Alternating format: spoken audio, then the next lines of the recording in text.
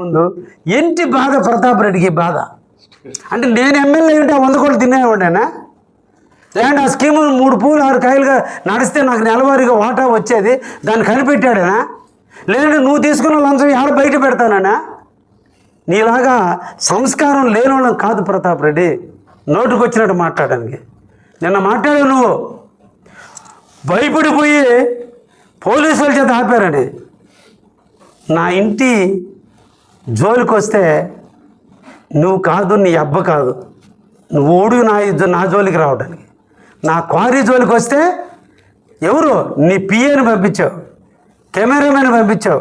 2 rowdy షీటర్లను పంపించావు నా quarry మీద drone ఎగరేసావు నేను చంపడానికి రెక్కి నిర్వహించావు అసలు సిగ్గుందా నువ్వు మాట్లాడడానికి సంస్కారంగా మాట్లాడే మాట అనేది కాబట్టి కేసు కట్టారు అసలు నువ్వు నా జోలికి రాకపోతే నీ మీద కేసులు ఎందుకు కడతారు నువ్వు పైన పగల కొట్టకపోతే నేను ఎందుకు కేసులు కడతారు నువ్వు చేసేయని ఏదో పనులు చేసి నువ్వు మమ్మల్ని అంటావేంటి నా క్వారీ జోలికి వస్తే ఇప్పుడు కూడా చెప్తున్నా కావ్య కృష్ణారెడ్డి ఏమీ తగ్గే టైపు కాదు ఇది సింహమే నువ్వు పిల్లిలాగా నెల్లూరు వాళ్ళకి చెప్పుకుని వాళ్ళని తీసుకొచ్చుకోవాలా ఇక్కడ కృష్ణారెడ్డికి కూడా రాబోయే ఒంటరిగా వస్తాడు కాబట్టి కృష్ణారెడ్డి నీతిమంతుడు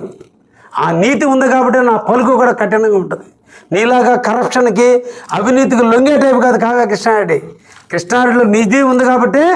నేను కావాలి ప్రజల కోసం నిందల పడైనా మట్టి తోలిస్తా నీ చేత అయితే ఆపు పేదోడు బతకాల్సిందే ట్రాక్టర్లోడు బతకాల్సిందే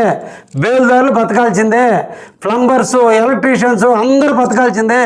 కావలలో మా వైశాఖ వ్యాపారం జరగాల్సిందే సిమెంట్ అమ్ముడు పోవాల్సిందే స్టీల్ అమ్ముడు పోవాల్సిందే ఇవన్నీ జరగాలంటే వాడు బేస్మెంట్లో మట్టి తోలుకోవాల్సిందే కాబట్టి కావలలో మట్టి తోలుకోవడానికి కానీ లేఅవుట్లు మట్టి తోలుకోవడానికి కానీ కావలి కృష్ణారెడ్డి లైసెన్స్ ఇచ్చేశాడు నీకు కూడా గతి లేకపోతే చెప్పు 2 లారీలు కొనుక్కో నువ్వు కూడా తోలుకో నాకే అభ్యంతరం లేదు నీ కూడా ఉంటే చెప్పు రికమెండ్ చేయి వాళ్ళకు కూడా ఇస్తా వాడు కావలోడే ఉండాలా మట్టి కావాలని తోలుకోవాలా బయట తోలుకుంటూ ఒప్పుకోను నీలాగా నెల్లూరుకి అమ్మ నేను నీలాగా లంచాలు తీసుకో నేను ఈ ప్రజలకే తోలాలా లేవుట్లు అందరూ వేసుకోమంటున్నా నీవు కూడా వేసుకోవాలంటే వేసుకో కానీ వితౌట్ పర్మిషన్ నేను ఒప్పుకోను కాలువలు ఆక్రమిస్తే ఒప్పుకోను గుంటలు ఆక్రమిస్తే ఒప్పుకోను ఊడికి నీలాగా కప్పం కట్టబడలే ఎకరాకి 20 లక్షలు దండబడలే